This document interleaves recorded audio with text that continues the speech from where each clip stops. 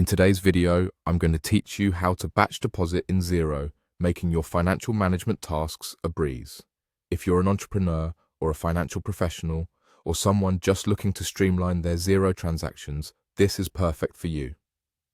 Today, I'm going to walk you through the whole process, so by the end of this video, you'll be familiar with each step and ready to put this into practice. Ready?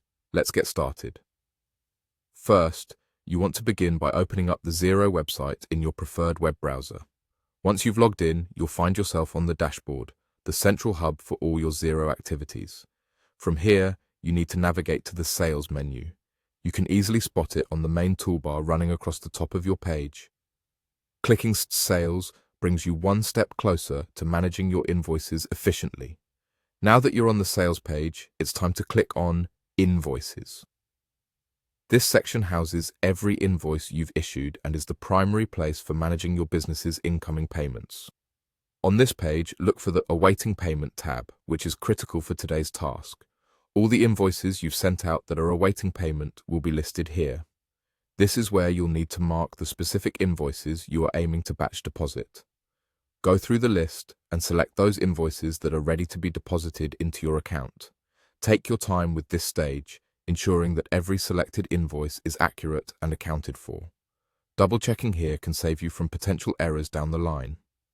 After you've selected the right invoices, find the Deposit button.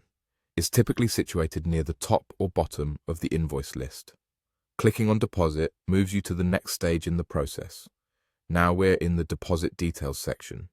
At this point, you have the opportunity to select a specific date when the batch deposit should be recorded. Choose the date that aligns best with your financial reporting or reconciliations for accuracy on your financial statements. In the following field, enter a reference for the transaction.